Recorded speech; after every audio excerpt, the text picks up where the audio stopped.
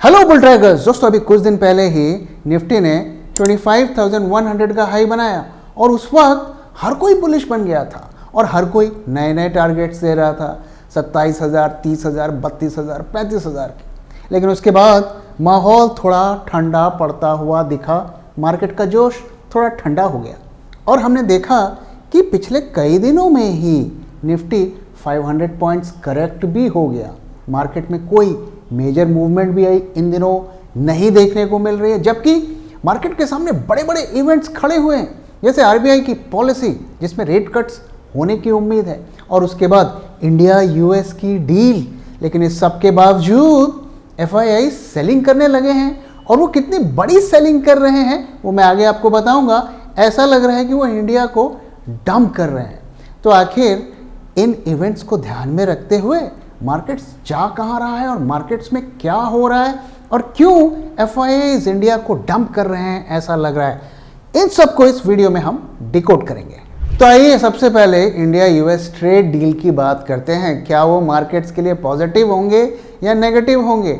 और ऐसा अब कहा जा रहा है कि डील इज़ ऑलमोस्ट डन, लेकिन मार्केट्स को ऐसा लग रहा है कि ये डील पसंद नहीं आ रही है, खास करके एफआईआईज को ये डील पसंद नहीं आ रही। तो क्या है इस डील में, क्या नए डेवलपमेंट्स है, आइए पहले समझते हैं।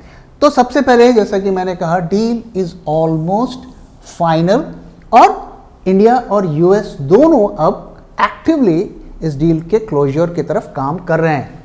तो यूएस का डेलीगेशन आने वाला है, top trade officials from the US will visit India सून। तो ये मीटिंग होने वाली है और मोस्ट लाइकली यहाँ पर वो डील फाइनल हो जाएगी।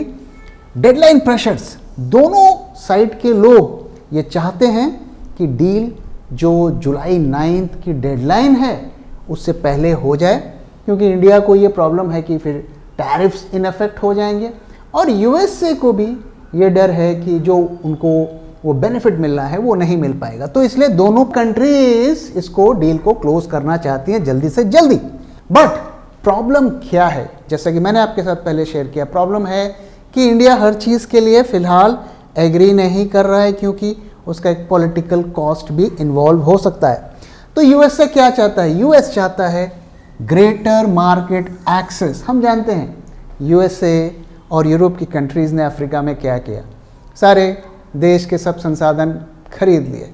हमारे यहाँ पे अंग्रेज रूल करते थे, हमारे देश को खोखला कर दिया। तो क्या वो वापस से यही करना चाहते हैं? क्या उनका मतलब है they want greater market access? तुम्हें और क्या चाहिए भाई? तो क्या चाहते हैं वो? यूएस में offer India special access but wants bigger entry into Indian market. तो classic carrot and stick policy कि भाई आप हमसे डील कर लो, हम आपको ये देंगे और आपसे सब ले लेंगे, आपको ठेंगा दिखाएंगे। तो क्लासिक यूएस पॉलिसी यहाँ पर हमें देखने को मिल रही है। और इनके जो यूएस कॉमर्स सेक्रेटरी हैं ल्यूटनिक बड़ी बड़ी बातें कर रहे हैं। क्या कह रहे हैं? We would like our businesses to have reasonable access to Indian markets. भैया सब हमारा ले लो, आप वहाँ पर रेमिटेंस टैक्स लगा दो, वहाँ पर हमारे लोगों को वीज़ा मत दो, वहाँ पर हमारे लोगों कंपनीज को बिजनेस मत करने दो, लेकिन आपको यहाँ पर सब कुछ चाहिए। तो भैया ऐसा कैसे चलेगा? India wants access to the US market and that's the trade off. उनका कहना है कि हम इंडिया को यूएस का मार्केट देंगे। भैया इंडिया जो बनाता है उसका मार्केट ऑलरेडी यूएस में है, हम क्या यूएसए को बेचते हैं? फार्मास्यूटिकल्स एंड आईटी हमारा मार्केट बना हुआ है। हम यहाँ पर कोई ऐसी बड़ी बड़ी गाड़ियाँ तो नहीं बना देंगे जो यूएसए में बिकेंगी, हमको यहाँ सुपर कंप्यूटर तो नहीं बना देंगे जो वहाँ पर बिकेगा। तो हम जो बेच रहे हैं भैया आप हमें वही बेचने दो, बहुत है, हमें और कुछ नया नहीं चाहिए। तो America typically pushes for open access to everything. तो जैसे कि मैंने कहा, सब हमको दे दो, एग्रीकल्चर दे दो, डेयरी दे दो, हम सब कुछ बेचेंगे, आप क्यों परेशान हो रहे हैं? आपको बनाने की क्या ज़रूरत है? अब जो मेन मुद्दा फंसा हुआ है वो है एग्रीकल्चर का।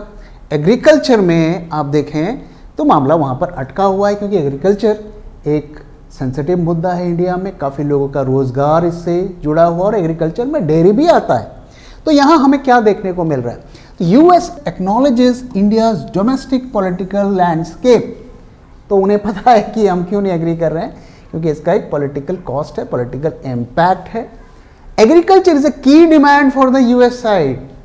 तो भाई एग्रीकल्चर में वो ऐसा नहीं बोल रहे कि आप हमारे आलमंड खरीदो, आप हमारे कैलिफोर्निया ऑरेंजेस खरीदो, एप्रिकॉट्स खरीदो।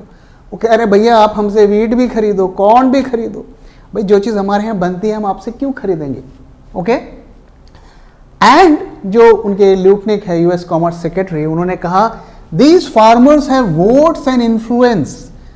तो भाई वो उनको भी बताया गया होगा कि भाई नहीं नहीं हम नहीं मान सकते, इसका तो हमारे अगले इलेक्शन पर इम्पैक्ट पड़ेगा। तो उसी चीज़ को वो दोहरा रहे हैं, कह रहे courage needed to close the deal.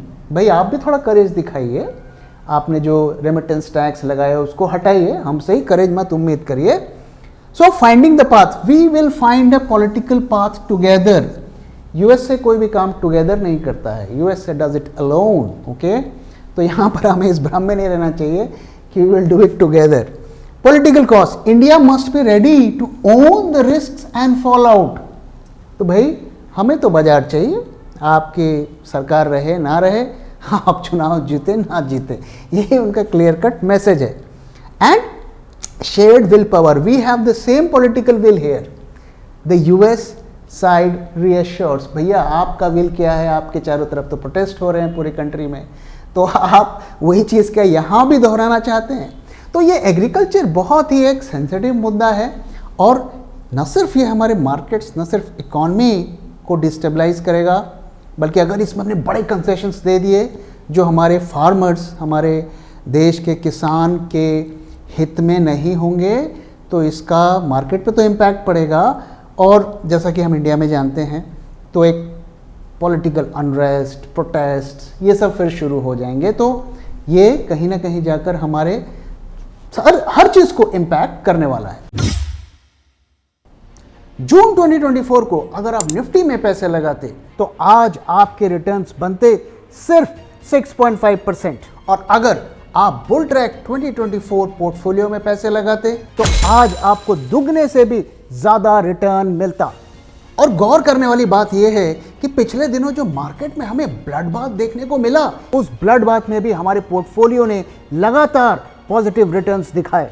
और ये कोई तुक्का नहीं है, क्योंकि ऐसे ही शानदार रिटर्न्स हमने अपने 2021 पोर्टफोलियो में भी अपने सब्सक्राइबर्स को दिए थे। 2021 के पोर्टफोलियो में 21 में से 7 स्टॉक्स ने 100% से भी ज्यादा पीक रिटर्न्स दिए, और 15 स्टॉक्स ने 50% से भी ज्यादा रिटर्न्स दिए। और कई स्टॉक्स जैसे कि भेल and Cochin shipyards multi bagger साबित हुए। तो आखिर हम ऐसा कैसे कर पाए? Being a SEBI registered RA, I can tell you, सिर्फ फंडामेंटली स्ट्रॉन्ग स्टॉक को सिलेक्ट करने से ही आपका पोर्टफोलियो ग्रीन में रहेगा, ऐसा जरूरी नहीं। उसके साथ टेक्निकल, क्वांटिटेटिव और डेटा एनालिसिस भी जरूरी होती है। सबसे जरूरी है कि आप स्टॉक को किस प्राइस पर खरीद रहे हैं, और इसीलिए हर स्टॉक को जो हम बुल ट्रैक पोर्टफोलियो में ऐड करते हैं उसे गुजरना पड़ता है bull track in house research के 10 स्ट्रिंजेंट क्राइटेरिया से, ताकि आपको मिले एक शानदार स्टॉक एक शानदार प्राइस में। तो देर किस बात की, आज ही सब्सक्राइब करिए बुल ट्रैक पोर्टफोलियो को हमारी वेबसाइट bulltrack.in को विजिट करके, या स्क्रीन पे दिए हुए नंबर से हमसे कांटेक्ट करिए। तो ये तो इंडिया यूएस डील की बात हो गई, और यहाँ पर ऐसा लग रहा है कि वो थोड़ा कुछ ज़्यादा मांग रहे हैं और हम देने को नहीं तैयार हो रहे हैं, और मुझे उम्मीद है कि सरकार हमारे किसान भाइयों के हितों का ख्याल रखेगी। अब इसके अलावा अगर हम देखें कि एफआईआईज और डीआईआईज क्या कर रहे हैं, क्या मार्केट में हो रहा है, इसको थोड़ा समझते हैं, क्योंकि ऐसा लग रहा है कि एफआईआईज बहुत ज़्यादा चिंता में आ गए हैं। क्यों आ गए हैं वो हम समझने की कोशिश करते हैं। तो बिग बॉयज क्या कर रहे हैं, एफआईआईज डीआईआईज क्या कर रहे हैं? तो अगर हम देखें तो डीआईआईज मेजरली बाय कर रहे हैं, हम जानते हैं, और वो क्या बाय कर रहे हैं। तो mutual fund equity buying surged 3 times in May and April, showing strong sentiment.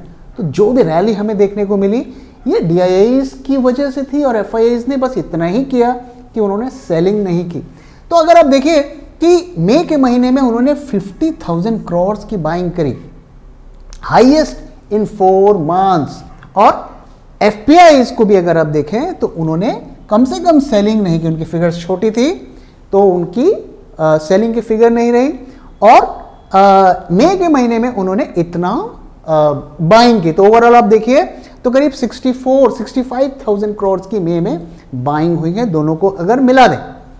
तो अब पिछले कुछ दिनों से अगर हम देखें, वहां हमें क्या देखने को मिल रहा है कि एफआईज अब सेलर बन गए हैं और उनके सेल की फिगर्स बड़ी बड़ी फिगर्स आ रही हैं, छोटी छोटी भी नहीं आ रही है। हालांकि मैं ये कहूँगा कि पिछले 4-5 दिनों से ही सेल की फिगर्स आ रही हैं, अभी और देखना है कितना वो सेलिंग वो करते हैं। लेकिन जो चिंता की बात है कि एक तरफ आपने सडनली इक्विटी मार्केट में सेलिंग शुरू कर दी, और दूसरी तरफ अब बॉन्ड मार्केट को भी डंप कर रहे हैं। क्यों डंप कर रहे हैं वो हम देखते हैं।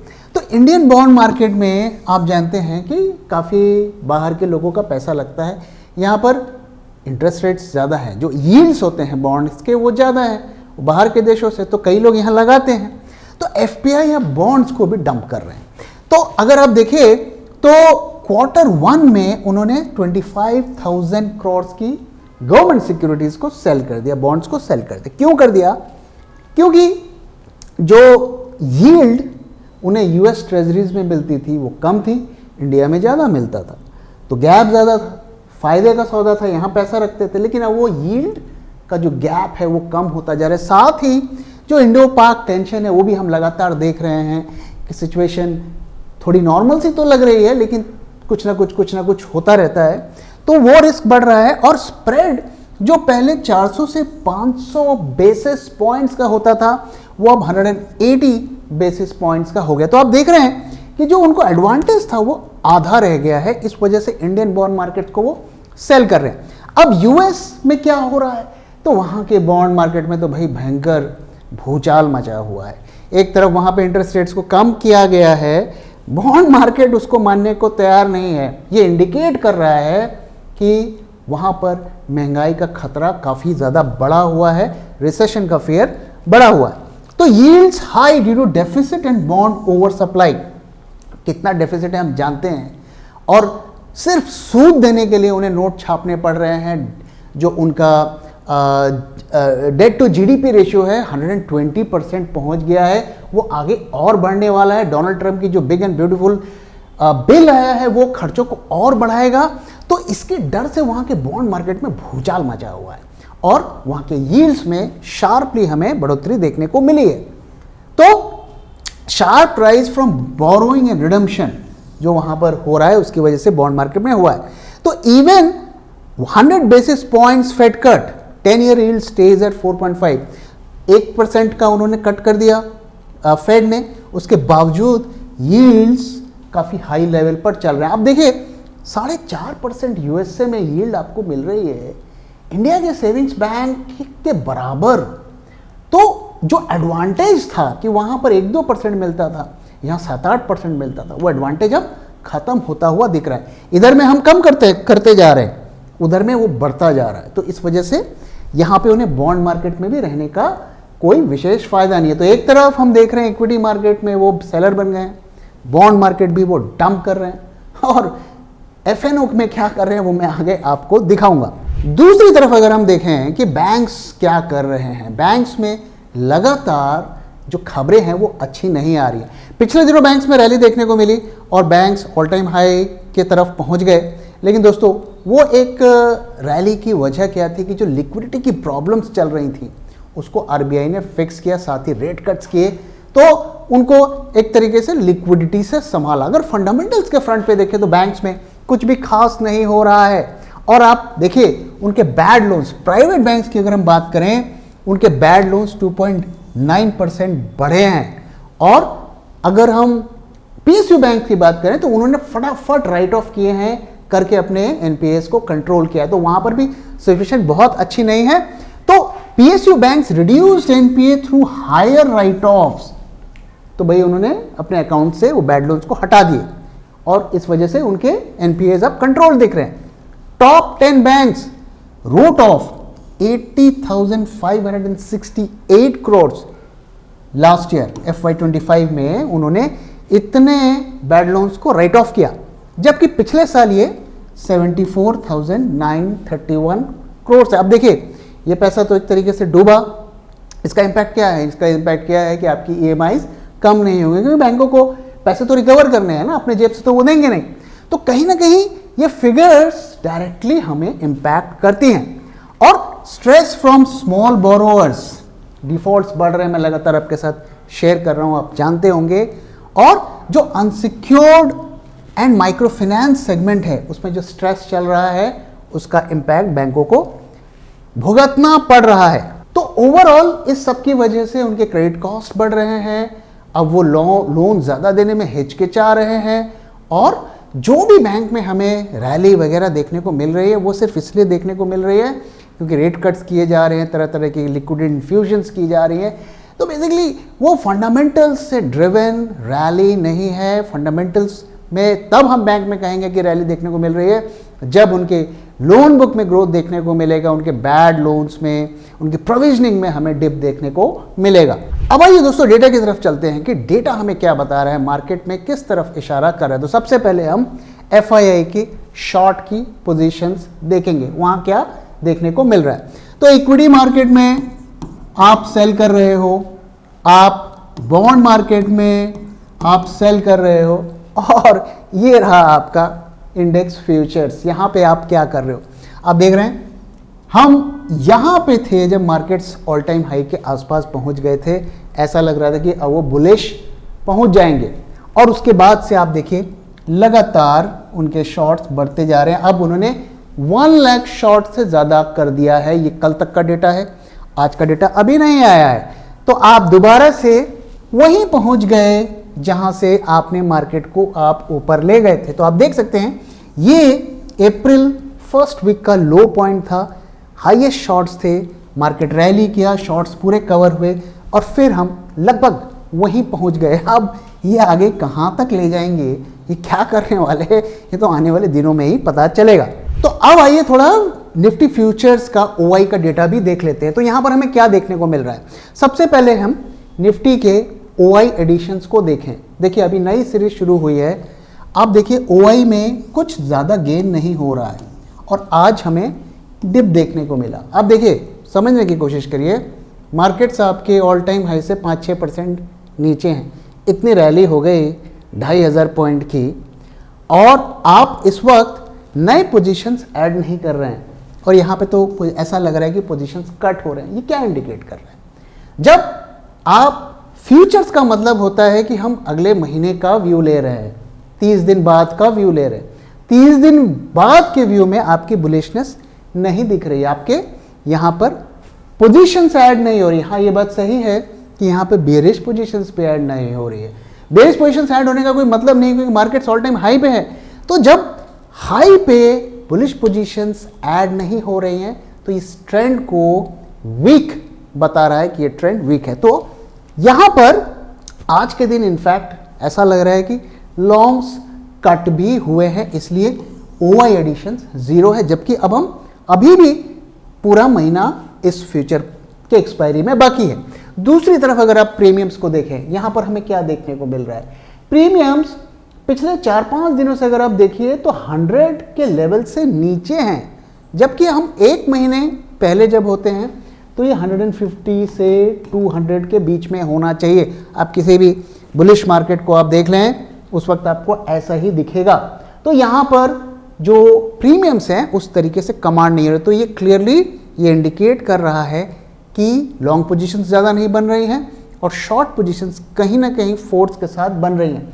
आज का दिन भी अगर आप देखें, प्रीमियम में ड्रॉप देखने को मिला है, और ये ड्रॉप सिर्फ करंट मंथ में नहीं, नेक्स्ट मंथ में भी देखने को मिला है। तो ओवरऑल ये हमें बेरिशनेस इंडिकेट कर रहा है। अब आइए इस पूरे डेटा का एक बर्ड्स आई व्यू देख लेते हैं, वहां पर हमें क्या देखने को मिल रहा है। तो आज अगर हम देखें तो निफ्टी पिछले 3 दिनों से डाउन था, आज हमें माइनर गेन देखने को मिला है। हालांकि ध्यान रहे दोस्तों कि आखिरी 1 घंटे में हेवी सेलिंग हुई है, बैंक निफ्टी में खास करके हेवी सेलिंग हुई है। तो ये क्लियरली आज का जो पैटर्न था वही है जो पिछले कई दिनों से हमें देखने को मिल रहा था, यानी कि सेल ऑन राइज।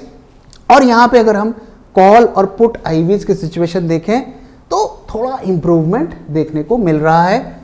यहाँ पर हमें 1% का ड्रॉप देखने को मिला है, ये अच्छी बात है, ये थोड़ा हमें होप दे रहा है। पुट कॉल रेशियो आप देखो लगातार 1 से नीचे चल रहा है, उसमें कोई मेजर राइज नहीं है, सेलिंग प्रेशर को इंडिकेट कर रहा है। और अच्छी चीज क्या है कि बहुत ज्यादा इसमें फ्लक्चुएशन नहीं हो रहा है। विक्स आईवी की तरह इसमें भी थोड़ा हमें इंप्रूवमेंट देखने को मिला है। तो अगर हम फ्यूचर्स के ओआई को देखें तो आज के दिन हमें क्या देखने को मिला, यहां पर ओआई एडिशंस नहीं हुआ। आप ध्यान रहे आज मार्केट ग्रीन में रहा, यहां पर हमें फ्रेश ओआई ऐड होते हुए दिखने चाहिए थे। ये क्लियरली ऐसा लगा है कि पोजीशंस को एग्जिट किया गया है। और दूसरी तरफ अगर आप नेक्स्ट मंथ में भी देखें तो वहां पर भी कोई खास एडिशंस नहीं हुए हैं, वही ट्रेंड मेंटेन हो रहा है। ओवरऑल नई पोजीशंस नहीं बन रही हैं, ये हमें थोड़ा वरी कर रहा है। अगर हम प्रीमियम्स को देखें, आज करीब 10 पॉइंट का प्रीमियम डाउन हुआ है। नेक्स्ट मंथ में भी हम देखें तो वहां पर भी हमें ड्रॉप देखने को मिला है। टर्नओवर की अगर बात करें दोस्तों, काफी हाई टर्नओवर हमें पिछले कई दिनों से देखने को मिल रहा है। मैं लगातार आपके साथ शेयर भी कर रहा हूं कि मई के महीने में हमें काफी ज्यादा टर्नओवर देखने को मिला और वही जून में भी होता हुआ दिख रहा है। और जब भी हाई लेवल पर हाई टर्नओवर होता है और मार्केट्स फर्दर राइज नहीं करते हैं तो ये इंडिकेट करता है स्टॉक की डंपिंग। तो कहीं ना कहीं ऐसा लग रहा है स्टॉक की डंपिंग कंटिन्यू है, चालू है। और यहाँ पर आप एडवांस डिक्लाइन भी देख सकते हैं, कुछ विशेष यहाँ पर पॉजिटिविटी नहीं दिख रही है। मार्केट थोड़ा ग्रीन था तो एडवांस डिक्लाइन थोड़ा बेटर हमें देखने को मिल रहा है। अब आइए जरा चार्ट की एक एनालिसिस क्विकली कर लेते हैं, समझने की कोशिश करते हैं क्या यहाँ पर चल रहा है।